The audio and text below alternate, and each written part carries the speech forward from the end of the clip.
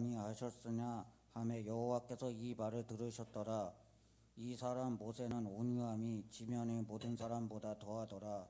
아멘. 아멘. 할렐루야. 주님의 은혜가 여러분들 모두에게 충만하게 임하시기를 축원드립니다. 아멘. 이 시간에는 여러분들 오직 마음과 생각이 하나님의 말씀에 집중하시기를 축원드립니다. 저는 가끔씩 보는 TV 프로가 있습니다. 바로 개는 훌륭하다라는 프로입니다. 한번 보여주세요. 이 프로는 문제가 있는 반려견들, 이 반려견들을 이 개통령으로 유명한 이 강형욱 조련사가 이 개의 사나운 성격과 행동을 교정해주는 그런 프로입니다. 이 TV 프로를 보면서 이제 신기하게 느껴졌던 것은 주인과 손님을 물기도 하고 주인이 없을 때는 막 물건을 물어 뜯는 통제불능이었던 이 개가 조련사의 액션에 의해서 몇 가지 액션을 통해서 그렇게 온순한 개로 바뀌어지는 것이 너무나도 신기한 것입니다. 뭐 크게 뭐 많은 어떤 액션을 취하는 것도 아닙니다. 그냥 개의 목줄을 잡고 왔다 갔다 그러면서 몇 가지만 짚어주는데도 이 통제불능인 개가 그렇게 온순한 개로 바뀌어지는 것입니다.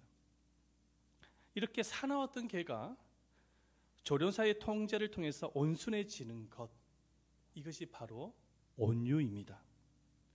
그래서 이 온유의 의미는 헬라어로 한번 보여주세요. 프라우테스라고 단어 쓰는데 뜻은 길들여진 말, 통제된 말이라는 의미를 가지고 있어요. 그러니까 이 말은 오래전에 선조들이 야생말을 길들이면서 유래된 단어라고 합니다. 야생말을 길들이면서 유래된 단어라고 합니다. 아무리 거친 야생마라고 할지라도 이 조련사로부터 길들여지면은 그러면 주인의 말에 복종하는 아주 부드러운 성질을 가진 명마로 바뀌어지는 것입니다. 그래서 이렇게 길들여진 명마는 이제 교통수단으로 이용을 한다든지 아니면 농가 밭에서 일을 하는 수단으로 사용되어지든지 아니면 전쟁에서 공을 세우는 그런 말로 사용되어지는 것을 보게 되어집니다. 마찬가지로 이 천방지축이었던 야생마가 주인의 길들임을 통해서 부드러운 성질을 가진 명마로 바뀌어지는 것처럼 우리 사람도 주님에 의해서 길들여지고 통제가 되어질 때 온유한 사람으로 바뀌어질 수가 있는 것이죠. 그래서 이 온유라는 것은 처음부터 타고난 그런 성품이 아니라 주님에 의해서 길들여지고 통제되어서 변화되어진 부드러운 성품인 것이죠. 그런데 안타깝게도 오늘날 사람들 중에는 이 고삐가 풀린 망아지처럼 자신의 감정과 입술을 제대로 통제하지 못해서 아주 사납고 거짓말을 서슴없이 하는 일들이 참으로 많은 것을 보게 되어집니다. 우리 크리스찬들도 예외가 아니에요. 이 크리스찬들도 예수를 믿는다고는 하지만 이 마음과 입술에 통제가 되어지지 않을 때 이 야생마처럼 아주 사나운 그런 모습을 여러 차례 제가 본 적이 있습니다. 몇 년 전의 일인데 육단지에서 있었던 일입니다. 우리 그 스타렉스 봉고차가 앞에 반바에 기스가 나 있는 것입니다. 그래서 말이죠, 경찰을 통해서 한번 찾아보았더니 나중에는 범인을 찾게 되어졌습니다. 그 범인이 어디냐니까는 바로 육단지에 있는 주민이었습니다. 이 주민이 처음에는 자기가 한 일이 아니라고 막 이렇게 빼더니 나중에는 이 CCTV 자료를 확보를 해가지고 보여줬더니 그제서야 말을 하는 것입니다. 그러면서 하는 말이 아니 뭐 별것도 아닌 거 가지고 이런 것까지 가지고 무슨 경찰서까지 그렇게 경찰을 동원을 했습니까? 라고 하면서 큰 소리를 치는 거예요. 큰 소리를 치는 것입니다. 그러면서 어느 교회 목사님이십니까? 물어보는 것입니다. 그래서 근데 왜 물어보십니까? 하니까는 아니 목사님이 어떻게 그럴 수 있습니까? 오히려 큰 소리를 저한테 치는 것입니다. 그래서 이거는 저희 개인의 어떤 차가 아니라 교회 공용으로 사용하는 그런 교회 차이기 때문에 변상을 해 주셔야 됩니다 라고 말을 했더니 겨우겨우 해서 변상을 받게 되어졌습니다. 그런데 알고 보니까는 그분이 보니까는 어떤 서울의 아주 큰 교회인 것 같아요. 큰 그 교회의 안수 집사님이셨습니다. 안수 집사님께서 저에게 큰 소리를 친 겁니다. 여러분, 아무리 크리스찬이라고 하지만 우리의 마음과 입술에 정말 주님에 의해서 통제가 되지 않을 때, 하나님의 말씀과 성령으로 통제가 되어지지 않을 때는 우리도 사람들은 누구든지 이 야생마처럼 바뀌어질 수가 있는 것입니다. 자, 그런데 오늘 본문을 보면은 성령님의 통제를 받은 온유한 사람을 우리가 만나볼 수가 있어요. 바로 누구냐니까는 바로 모세입니다. 모세. 어떤 분이 성경 인물 가운데서 수학을 가장 못하는 인물이 누구냐고 물어보더라고요. 그 누구냐고 하니까는 모세라고 하더라고요. 모세. 보니까는 숫자를 세지 못한다 해서 모세라고 꽁트를 이야기하는 것을 제가 들었습니다. 모세가 정말 수학을 잘 하는지 못하는지 정확하게 잘 모르겠지만은 분명한 사실이 무엇이냐니까 모세는 당대의 가장 온유한 사람으로 소개되고 있다는 것입니다. 그래서 성경은 이렇게 기록을 하고 있어요. 우리 말씀 한번 볼까요? 민수기 12장 3절 말씀입니다. 한번 읽어보도록 하겠습니다. 시작. 이 사람 모세는 온유함이 지면의 모든 사람보다 더하더라. 이렇게 말씀을 하고 있습니다. 그런데 모세가 처음부터 온유한 사람이었던 것은 아닙니다. 이 모세는 나이가 40세가 되어졌을 때에 자기 히브리 민족이 애굽인으로부터 학대를 당하는 것을 보면서 마음에 분노가 일어났습니다. 그래서 그 애굽인을 쳐서 살해했던 사람입니다. 이스라엘의 지도자가 되고 난 이후에는 말이죠, 그 시내산에 십계명을 받으러 올라갑니다. 40일 동안 금식을 하고 난 이후에 하나님께서 기록해 준 십계명을 받아서 시내산에서 내려오게 되어지는데, 그런데 이스라엘이 말이죠, 그때 말이죠, 금송아지를 숭배하고 있는 모습을 보고 분노를 참지 못해서 하나님이 직접 기록한 그 돌판을 갖다가 던져가지고 깨트려 버립니다. 우리가 말씀 한번 볼까요? 출애굽기 32장 19절에서 20절 말씀이죠. 한번 읽어보도록 하겠습니다. 시작. 크게 노하여 손에서 그 판들을 산 아래로 던져 깨트리니라. 모세가 그들이 만든 송아지를 가져다가 불살로 가루를 만들어 물에 뿌려 이스라엘 자손에게 마시게 하니라. 아멘. 여러분, 이렇게 모세는 어떤 사람이었냐면은 욱하는 성격. 사람들마다 그런 성격이 있잖아. 욱하는 성격. 그리고 한 성깔 하는 성격이었어요. 모세는 그런 인물이었습니다. 그래서 이 모세는 천성적으로 온유한 사람이 아니었습니다. 그런데도 하나님은 당대에 모세처럼 온유한 자가 없다고 칭찬을 하십니다. 당대에 모세처럼 온유한 사람이 없다고 칭찬을 하시는 거예요. 야생마처럼 혈기가 왕성했던 모세가 하나님으로부터 인정을 받은 온유한 자가 될 수 있었던 그 이유가 무엇이었을까요? 그 이유, 저렇게 혈기가 가득하고 욱하는 성격을 갖고 있었던 모세가, 심지어는 분노를 참지 못해 사람까지 살해했던 그 모세가 하나님으로부터 인정받은 온유한 자가 될 수 있었던 그 이유가 무엇이겠습니까? 우리가 모세가 기록한 모세 오경을 보면은 반복되는 구절이 있습니다. 그 구절이 어떤 구절이니까는 말씀 한번 읽어볼까요? 여호와께서 모세에게 명령하신 대로 행하니라. 이 구절이 창세기부터 모세 오경, 신명기까지 반복해서 나오는 구절이에요. 이 말씀을 봐서도 우리가 알 수가 있겠지만은 모세의 온유함은 말씀에 의해서 통제되고 길들여진 마음에서 나타나고 있는 것을 보게 되십니다. 뿐만 아니라 모세의 온유함은 성령님에 의해서 통제가 되고 길들여진 그 마음에서 비롯된 것임을 우리가 발견할 수도 있는 것입니다. 모세가 이스라엘 백성들을 이끌고 이제 출애굽을 해서 가는데 말이죠, 이스라엘 백성들이 툭하면 모세를 향해서 원망하고 불평하지 않습니까? 말씀 잘 아시죠?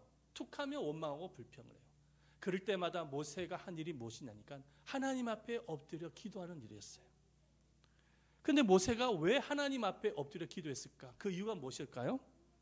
이유가 있단 말이죠. 이유가 뭐냐면은 기도를 통해서 자신의 마음속에 있는 그 억울한 마음, 그 분노의 마음을 온전히 성령님께 맡기기 위해서 기도했던 것입니다. 그렇게 기도하면서 자신의 억눌려진 그 억울한 마음, 그 분노의 감정, 그 감정을 기도를 통해서 성령님께 맡겼을 때에 성령님은 그 마음을 풀어주시는 거예요. 그 분노의 감정도 풀어주시고, 그리고 이스라엘 백성들을 이해하는 마음, 용서하는 마음도 주셨다라는 것입니다. 이렇게 모세의 온유한 성품은 타고난 성격이 아니라 하나님의 말씀과 성령에 의해서 통제되고 길들여진 그런 성품이었다라는 것입니다. 여러분, 우리가 이 모세처럼 우리들의 마음속에 온유한 성품을 가지기 위해서는 가장 중요한 게 있어요. 바로 하나님의 말씀과 성령에 의해서 통제가 될 수 있어야 되는 것입니다. 우리의 감정이, 우리의 입술이 통제가 될 수가 있어야 되는 것입니다. 올해 3월 달에 저게 강원도 동해에 말이죠, 큰 불이 났지 않았어요? 사진 한번 보여주세요. 큰 불이 났습니다. 엄청난 피해가 있었지요. 그렇죠? 이재민도 많이 발생을 하게 되어지고, 주택 81동이 탔습니다. 농기계 155점, 농막이 90동, 펜션 등 피해액만 1,301억 원의 피해를 입었습니다. 어마어마한 큰 불이었어요. 여러분, 이 산불이 왜 이렇게 엄청난 피해를 줄 수밖에 없었을까요? 이 뜨거운 불을 통제할 수 없었기 때문입니다. 많은 소방관들이 출동을 했지만 이 불을 잡을 수가 없었던 것이죠. 통제가 되지 않는 거예요. 하지만 가스레인지는 어떻습니까? 이 가스레인지는 우리가 마음대로 통제를 할 수가 있죠. 보여주세요. 가스레인지. 제가 사진 하나 가져왔습니다. 통제를 할 수가 있습니다. 이렇게 통제를 할 수 있으니까 이곳에 음식을 만들 수가 있는 것이죠. 국도 끓일 수가 있고. 여러분, 우리의 마음과 입술도 마찬가지인 거예요. 산불처럼 통제가 되지 않을 때 큰 상처와 피해를 입힐 수밖에 없는 것이죠. 하지만 이 가스레인지처럼 하나님의 말씀과 성령으로 우리의 마음과 입술을 통제를 할 수가 있게 되어졌을 때 우리는 온유한 사람으로 쓰임을 받을 수가 있는 것입니다. 여러분, 가장 싸움이 잦은 것이 부부 싸움이라고 합니다. 부부 싸움이라는 거예요. 근데 이 부부가 잦은 싸움을 할 수밖에 없는 이유가 있는 것입니다. 그 이유가 뭐냐면은 한평생을 함께 살아갈 수밖에 없기 때문이에요. 여러분, 친구나 동기나 직장 동료 같은 경우는 기분이 나쁘면 안 만나면 돼요. 그렇지 않습니까? 친구나 동기나 직장 동료는 기분 나쁘면 꼴 보기 싫으면 안 보면 돼요. 그러나 부부는요, 꼴 보기 싫어도 기분이 나빠도 매일 같이 볼 수밖에 없는 게 부부입니다. 그러다 보니까는 때로는 말이죠, 싸움이 일어날 수밖에 없죠. 싸움이 일어날 수밖에 없는 거예요. 기분 나쁘면 싸우는 거 아닙니까? 꼴 보기 싫으면 싸우는 거예요. 마음을 풀기 위해서도 싸우는 것입니다. 그런데 부부가 싸울 때 가장 위험한 순간이 언제인지 아십니까? 부부가 싸울 때 가장 위험한 순간이 언제냐니까 자신의 감정을 통제하지 못할 때, 자신의 마음과 입술을 통제하지 못할 때가 가장 위험한 순간입니다. 왜냐하면 융단 폭격이 나오거든요. 입술에서 융단 폭격으로 막 퍼붓기 시작하거든요. 통제가 되지 않으면 막 퍼붓기 시작을 하면은 깊은 상처를 주는 거죠. 그러면 부부 관계에 큰 위험이 올 수가 있는 것입니다. 그래서 행복한 부부 관계, 행복한 부부 생활을 하기 위해서 가장 필요한 것이 뭐냐면 남편과 아내가 스스로의 감정을 통제할 수 있어야 돼요. 말씀과 성령으로 자신의 마음과 입술을 통제할 수 있어야 되는 것입니다. 통제가 할 때에 여러분, 싸움이 끝이 날 수가 있어요. 저는 여러분에게 질문을 던지고 싶은 것이 있어요. 여러분들은 어떻습니까? 여러분 스스로를 한번 생각을 해보시기를 바랍니다. 여러분들은 마음속에 있는 그 감정, 입술을 잘 통제하시는 분이십니까? 아니면 통제가 잘 안 되시는 분이십니까? 나의 마음을 잘 통제를 할 때, 나의 감정과 입술을 하나님의 말씀과 성령으로 잘 통제를 할 때에 이 온유함이 사람에게 나타나게 되어집니다. 자, 모세를 한번 보시기를 바랍니다. 이 모세가 이제 자기 부인이 이제 죽고 난 이후에 새 장가를 갑니다. 그 장가를 가는데 그 여자가 누구냐니까 구스 여자예요. 구스 여자는 뭐냐면 지금의 아프리카인입니다. 흑인족입니다. 이 구스 여자와 결혼을 하게 되지니까 자기 형제였던 형 아론과 누이였던 미리암이 비방을 합니다.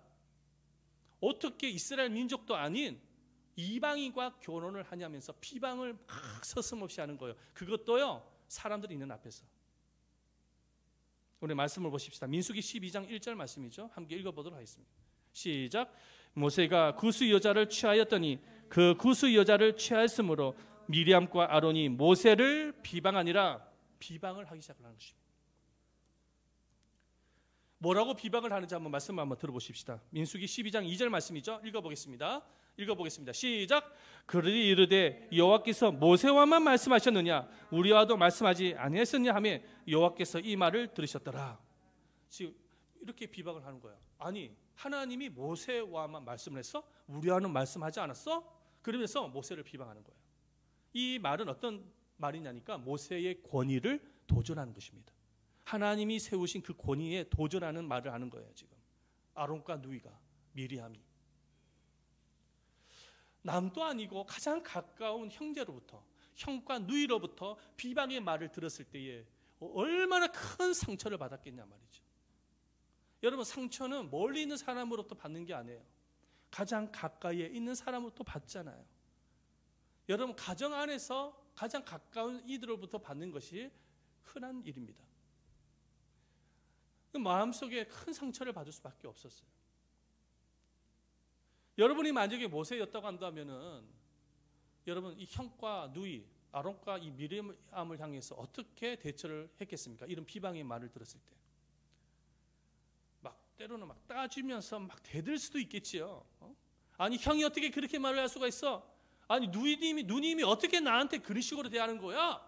그러면서 막 대들면서 따질 수도 있는 것입니다. 제가 어떤 분한테 이 질문을 했거든요. 그분이 뭐라고 이야기하니까 모세는 권력의 최고의 자리에 있었기 때문에 권력의 힘으로 두 사람을 갖다가 감옥에 쳐넣었을 것이다 라고 이야기를 합니다. 자기 같으면 그렇게 택했다는 거예요. 기분이 상하면. 그런데 오늘 말씀해 보면은 모세가 아무런 반응을 나타내지 않습니다. 그런 비방의 말을 들었는데도 불구하고 아무런 반응을 보이질 않아요. 반응을 보이신 분이 누구냐니까 모세가 아니라 하나님이에요. 아론과 미리암이 모세를 원망하니까 하나님이 반응을 하십니다. 그래가지고 하나님께서 이 아론과 미리암을 따로 불러요. 그래서 책망합니다. 아니, 내가 세운 종을 너희들이 아주 겁도 없이 어떻게 그렇게 비방을 하느냐? 그러면서 막 책망을 해요. 오늘 말씀해 보면 그렇게 기록이 되어 있어요. 그러면서 누이 미리암은 문둥병을 앓게 됩니다. 나병을 앓게 되어져요. 자, 우리 말씀을 한번 볼까요? 민수기 12장 10절 말씀이죠. 함께 읽어보도록 하겠습니다. 민수기 12장 10절입니다. 시작. 구름이 장막 위에서 떠나갔고 미리암은 나병에 걸려 눈과 같더라. 아론이 미리암을 본즉 나병에 걸렸느니라. 하나님의 심판을 받게 되어진 것이죠. 자, 미리암이 나병에 걸렸을 때 모세의 반응을 한번 보십시다. 어떤 사람은 이렇게 반응을 할 수 있을까요? 꼴 좋다. 그렇게 비방을 하더니 천벌 받았네? 꼴 좋다. 막 그렇게 대할 수도 있겠지요. 그렇죠? 기분 나쁘면 그렇게 말을 할 수 있지 않겠습니까? 자, 그런데 모세의 반응을 한번 보십시오. 자기 누이가 나병을 앓게 되지니까 모세는 하나님 앞에 누이의 나병을 고쳐달라고 기도합니다. 말씀을 볼까요? 민수기 12장 13절 말씀이죠. 함께 다 같이 한번 읽어보겠습니다. 시작. 모세가 여호와께 부르짖으되 하나님이여 원하건대 그를 고쳐 주옵소서. 여러분, 이것이 바로 온유입니다. 상처를 받았다고 해서 상처의 반응으로 하는 것이 아니라 상처를 받았지만 그럼에도 불구하고 용서해주고 축복해주는 거예요. 이거 쉬운 일이 아니에요. 사실은 쉽지가 않아요. 그런데 성경은 이것이 바로 온유라고 말씀하고 있는 것입니다.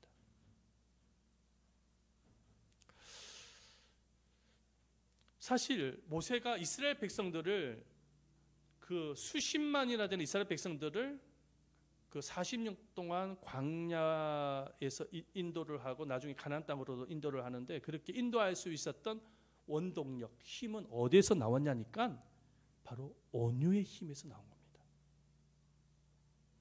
여러분들 잘 알지 않습니까? 모세가 이끌었던 이스라엘 족속들이 어떤 족속인지 잘 아시잖아요. 이 사람들요, 고분고분한 사람 아니에요. 이 사람들은요, 사상건건 시비 걸고 원망하고 불평하고 아주 까탈스러운 사람들입니다. 이스라엘 백성들이 이끌었던 이스라엘 백성들요. 그래서 만약에 모세가 옛날 성격대로 이들을 대했다면 아마도 그 공동체는 파괴되었을 것입니다. 40년이 뭡니까? 1년 만에 이스라엘 백성들 모두가 다 애굽으로 다시 돌아갔을 거예요. 그런데 말이죠, 사사건건 시비 걸고 원망하고 불평을 했음에도 불구하고 모세는 어떻게 합니까? 하나님 앞에 기도하는 거죠. 기도하고 그 마음속에 그 감정을 하나님의 말씀과 성령으로 통제를 합니다. 그리고 온유한 성품으로 이스라엘 백성들을 인도하지 않습니까? 그래서 40년이라는 기간이 걸렸지만은 광야를 통과해서 결국은 하나님이 약속했던 가나안 땅으로 인도할 수 있었던 것입니다. 여러분, 온유한 사람이 거친 환경을 이겨냅니다. 따라해 보십시다. 온유한 사람이 거친 환경을 이겨낸다. 온유한 사람이 거친 사람을 인도할 수 있다. 할렐루야. 여러분, 온유한 사람이 거친 사람을 인도할 수 있습니다. 모세보다 더 위대한 온유하신 분이 계시죠? 이분은 한 40만 되는 사람이 아니라 수십억의 사람들로부터 지금까지 조롱을 당하고 비방을 받고 계시는 분이십니다. 그럼에도 불구하고 끝까지 참고 인내하면서 회개하고 돌아오기를 기다리고 계시는 분이십니다. 누구십니까? 예수님이에요. 십자가를 보십시오. 과거에 예수님이 십자가를 달리신 장면을 한번 생각을 해보시길 바랍니다. 예수님도 육체의 몸으로 오시기 때문에 십자가를 피하고 싶었어요. 그러나 하나님의 말씀과 성령으로 자신의 감정을 통제합니다. 그리고 십자가의 죽음을 받아들이는 거예요. 온유한 마음으로.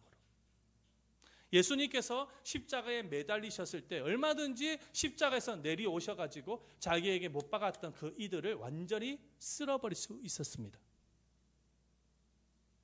그런데 끝까지 십자가에서 내려오지 않으시고 오히려 십자가에 매달린 채 자신에게 가해를 끼쳤던 그 대상자들을 용서를 구하는 기도를 합니다.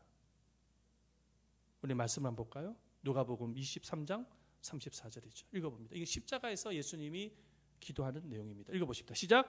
아버지, 저들을 사하여 주옵소서. 자기들이 하는 것을 알지 못함이니이다. 아멘. 이것이 바로 온유입니다. 온유예요. 자신을 통제하는 거예요. 말씀과 성령으로 통제하는 거예요. 이러한 온유의 모습을 우리가 예수를 믿고 있는 성도라고 한다면은 교회 공동체에, 가족들에게, 이웃에게 보여줘야 하는 것입니다. 여러분들이 예수를 믿고 있는 주님의 자녀라고 한다면 보여줄 수가 있어야 되는 것입니다. 그래서 사도 바울은 제자 디도에게 이렇게 당부를 했습니다. 뭐라고 당부했냐? 너의 온유함을 사람들에게 나타내라. 너의 온유함을 사람들에게 보여줘라. 말씀을 보십시다. 디도서 3장 2절이죠. 함께 읽어보겠습니다. 시작. 아무도 비방하지 말며 다투지 말며 관용하며 범사의 온유함을 모든 사람에게 나타낼 것을 기억하게 하라. 아멘. 범사의 온유함을 모든 사람에게 나타내라. 사도 바울이 제자 디도에게 당부했던 말씀입니다. 동일하게 주님은 우리 모두에게 말씀하고 계세요. 너의 온유함을 성도들에게, 가족들에게, 이웃들에게 나타내라. 오늘 우리에게 주신 핵심적인 말씀이에요. 핵심적인 말씀. 온유함을 사람들에게 나타내야 하는 이유가 무엇일까요? 왜 주님께서는 너의 온유함을 사람들에게 보이라고 말씀하시는 것일까요? 그 이유가 뭘까요? 사람들이 내가 보여주는 그 온유함을 보면서 누구를 보는 겁니까? 예수님을 보는 겁니다. 내가 보여주는 그 온유함을 통해서 예수님을 보는 거예요.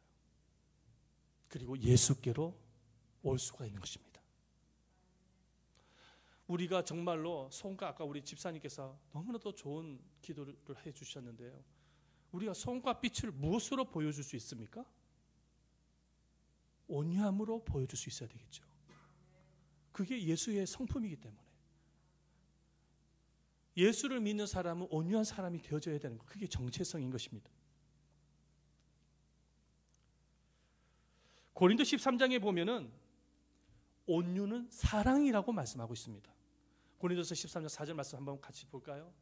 사랑은 오래 참고, 사랑은 온유하며, 사랑은 온유하며. 온유가 뭐라고요? 사랑이라고요 말씀하고 있습니다. 그러니까 사랑이 많은 사람은 온유한 사람인 것입니다. 온유한 사람은 사랑이 많은 사람인 거예요. 자, 그런데 오늘 이 고린도전서 13장의 온유는 조금 다른 해석을 갖고 있습니다. 아까 민수기에서 나왔던 온유는 통제된 이런 길들여진 이런 의미를 갖고 있다고 제가 말씀을 드렸는데, 고린도전서 13장 4절의 온유는 헬라어로 크리스튜오마이, 영어로는 kind라는 단어를 써서 뜻은 친절한이라는 의미를 갖고 있습니다. 그러니까 이 말씀 어떤 말씀이냐면, 사랑은, 다시 다르게 번역을 하면 사랑은 친절한 것이다, 이렇게 번역하는 것입니다. 온유가 뭐라고요? 친절한 것이라는 거예요. 그래서 온유한 사람은 사랑이 많고 친절해서 사람들에게 감동을 주는 사람입니다. 온유한 사람은 그런 사람인 거예요.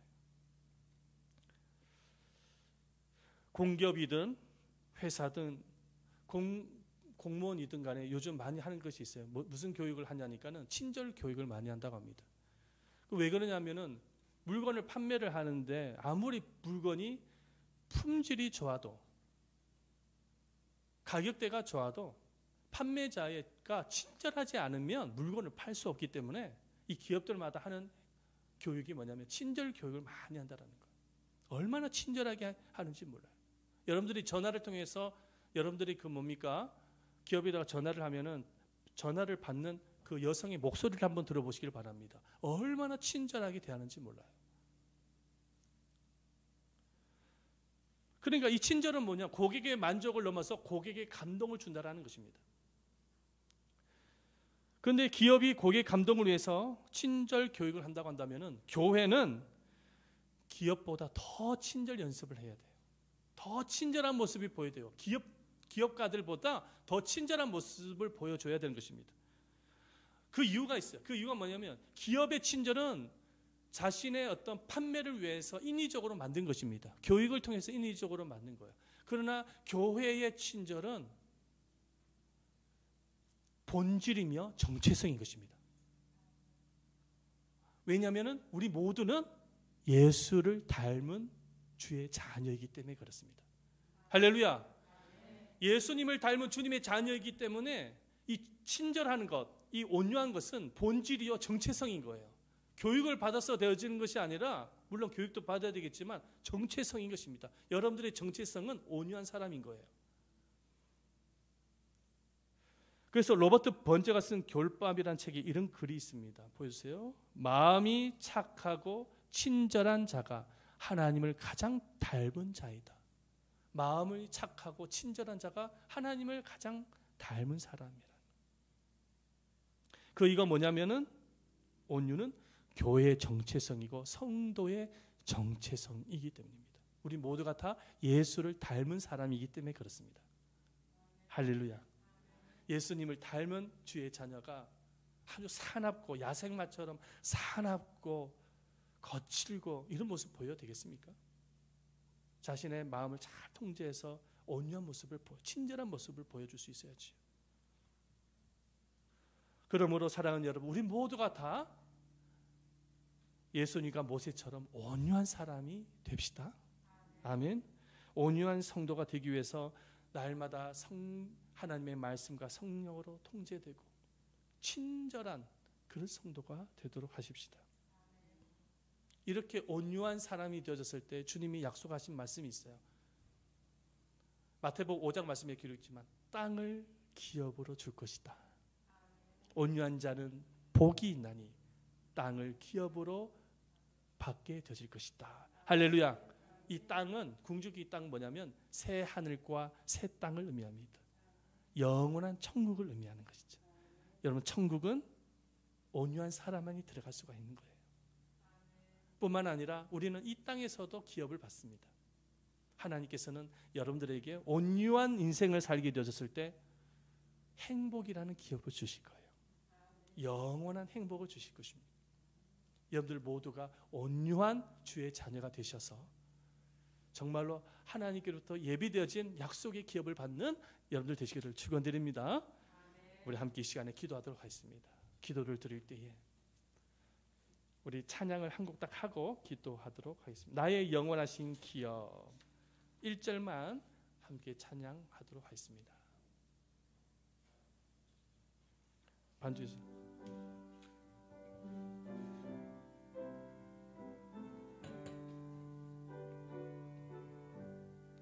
나의 영원하신 기업 생명보다 귀하다. 나의 갈 길 다가도록 나와 동행하소서.